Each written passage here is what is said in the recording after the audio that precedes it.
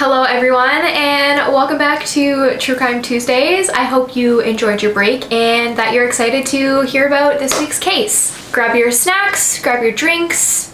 This will be a single part video because unfortunately there is not a lot of information known, and it's actually an ongoing investigation which I found really fascinating, and I felt that I had this opportunity to bring more awareness to this missing person case, and it's quite interesting.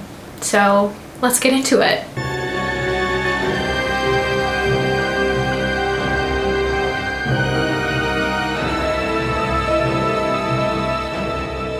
Today we're going to be talking about the O'Brien brothers.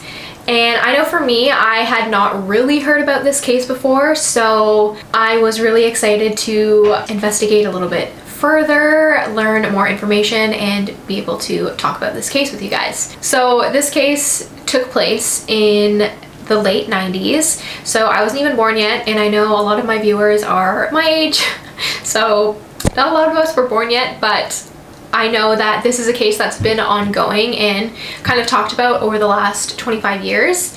So although there's not a whole lot of information from the investigation of the case, it's still really fascinating, and there's a couple of theories that we get to kind of go over, and I'd love to discuss with you guys in the comments what you think happened, because I just don't know. There's a couple theories and I'm like, yeah, no, like that totally could have happened. Then other theories I'm like, oh, I don't know guys, like it's just crazy that we just really don't know, and it's kind of quite the mystery. So let's get into it. So first I want to talk about the boys. There was 3 boys in this family, and the oldest, his name was Adam, and he was born October 28th, 1982.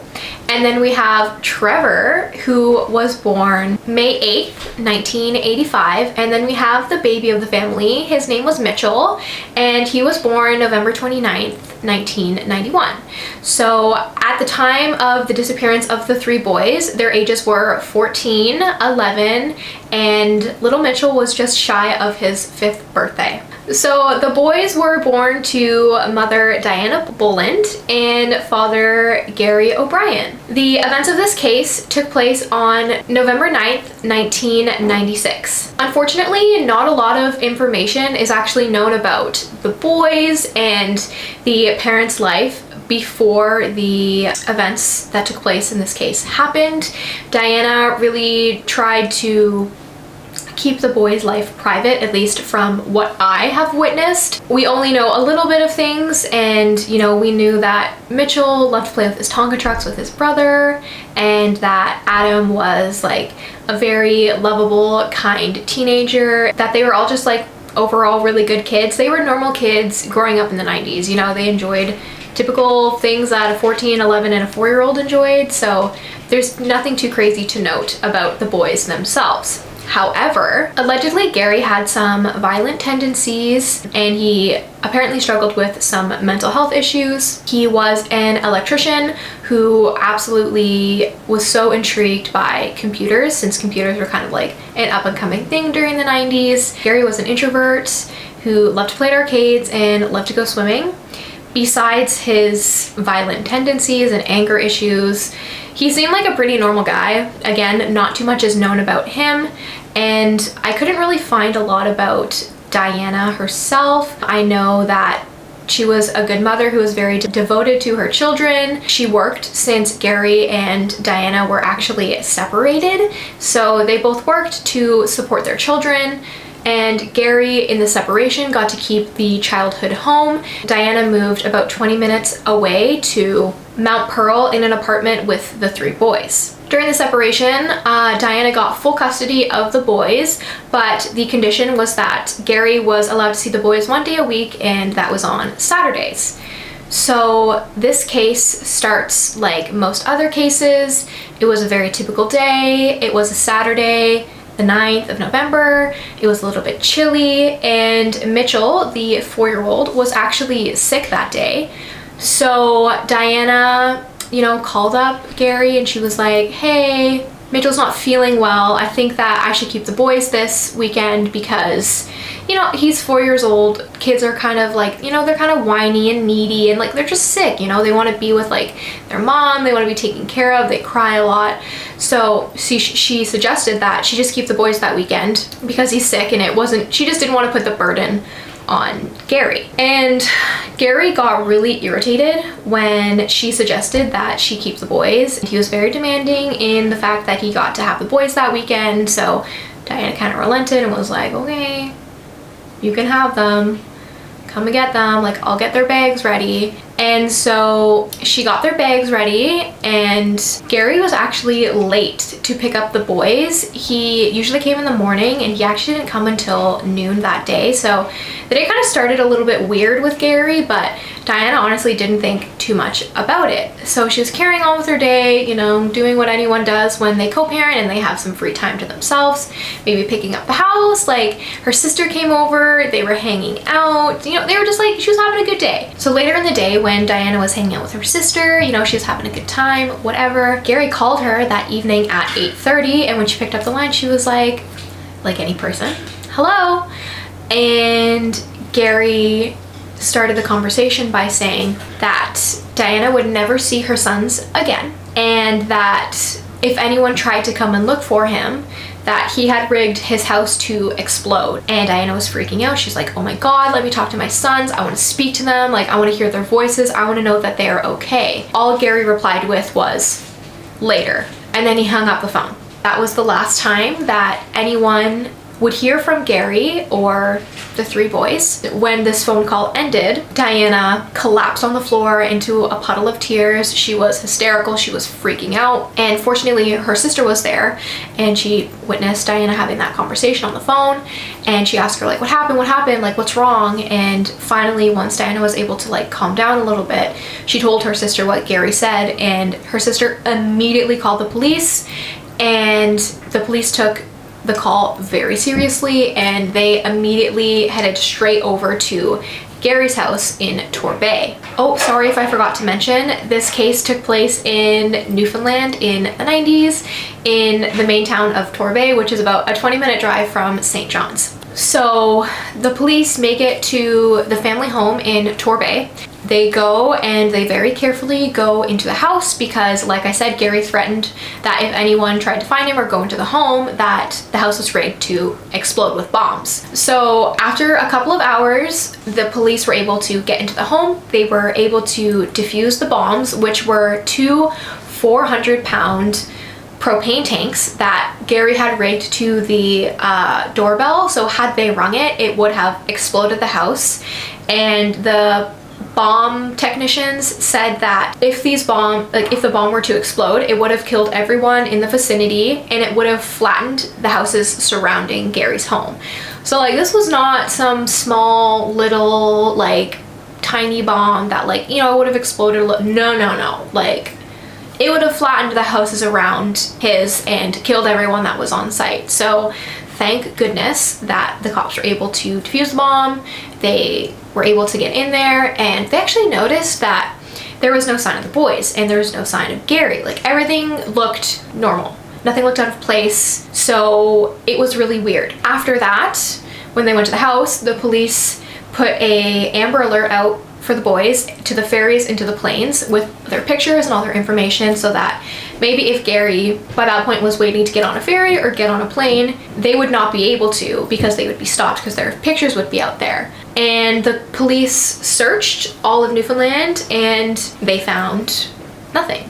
They searched for weeks, for months, for years, and they really didn't find anything. They didn't find any trace of the boys. They didn't find any trace of Gary. There was no whispers of him being seen, nothing at all. After they investigated the house, they started a tip line so that, you know, if people saw him, saw Gary, saw the boys, like they could call in and be like, hey, I think I saw so-and-so here. And they did get a lot of calls on the tip line, but unfortunately none of them were credible.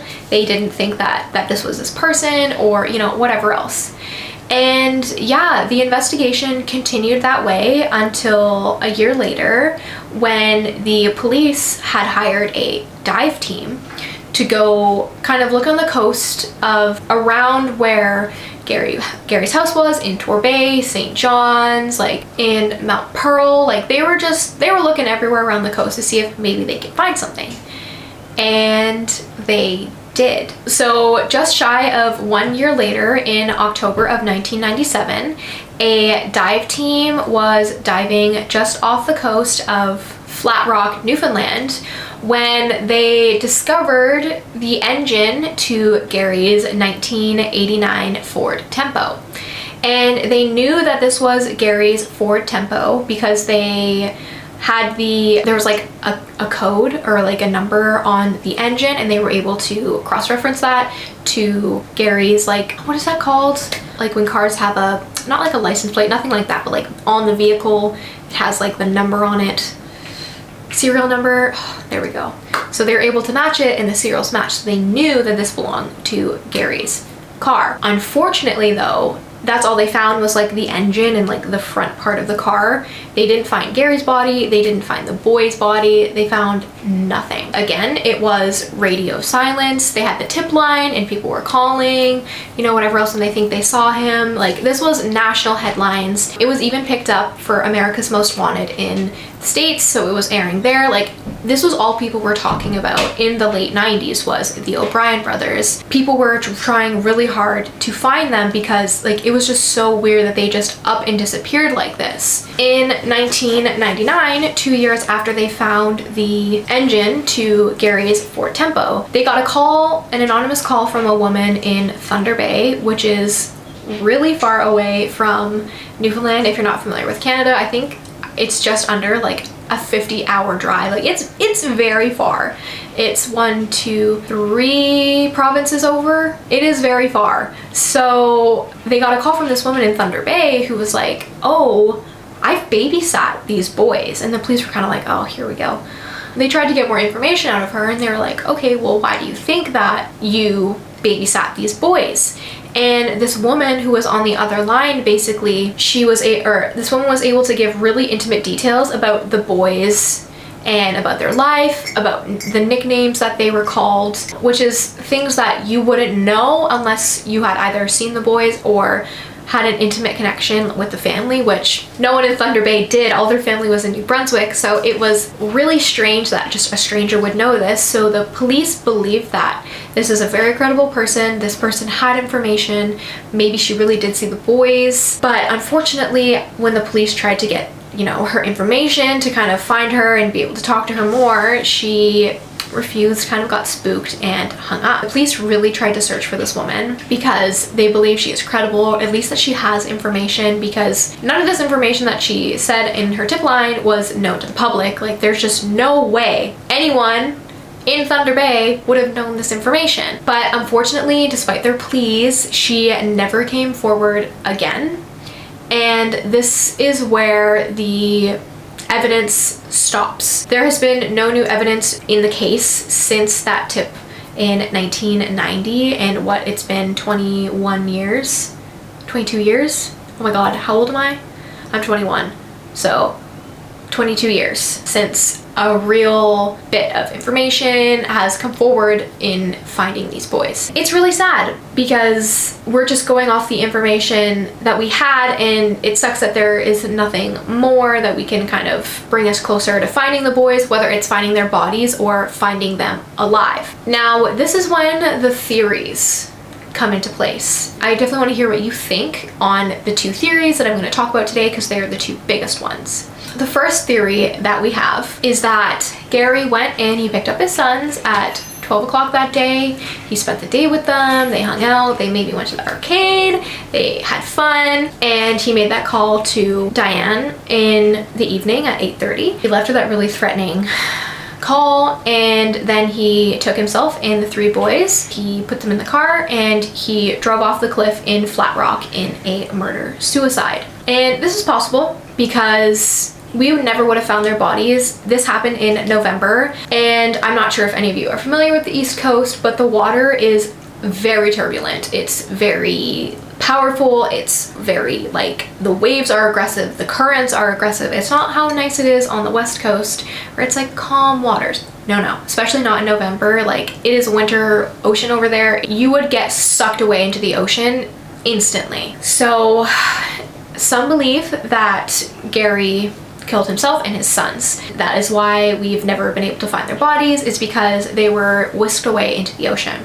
And this is very possible, but I do want to put it in here that Diana believes that her sons are still alive. She doesn't believe that, despite Gary's violent tendencies, that he would never hurt their sons. Gary really loved his sons. He apparently really looked forward to having his sons on the weekends, and they were his pride and joy. Like, despite their marriage kind of ending, he really cared about his sons. So Diana does not believe that their sons are dead. And this brings us to our second theory. And the second theory is that Gary took his sons and he fled. Now, this theory is very possible. We have that woman who gave the tip line in Thunder Bay that had all that information that was like, you wouldn't know unless you had seen the boys. And this theory is possible because guess how long it takes to drive from Torbay to the closest ferry terminal?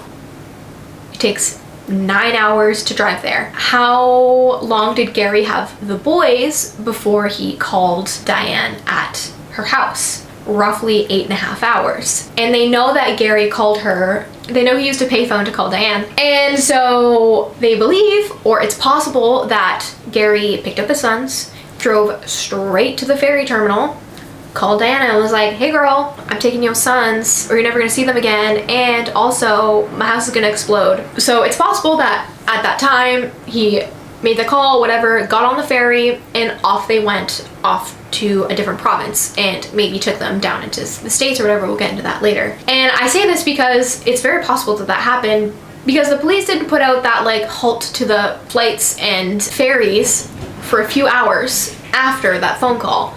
So it's possible that he was able to escape. Had he been in Torbay? Obviously not. I know you're probably thinking, all right, well, if he drove all the way to the ferry terminal, Deidre, then how did his car end up in the ocean? Well, let me tell you.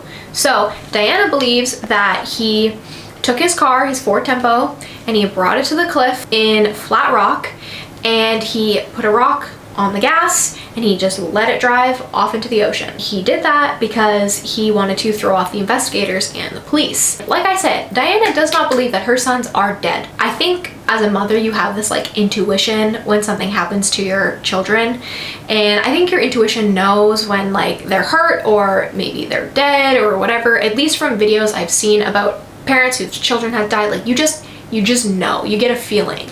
And Diana doesn't have this feeling. Diana believes that he took the boys and he fled to a commune. This would make the most sense, because if they were just out in the world living in Canada and like America or wherever Gary might have taken them, you would think that you would have heard from them by now. And I say that because they were on the news all the time. Diana still goes on the news.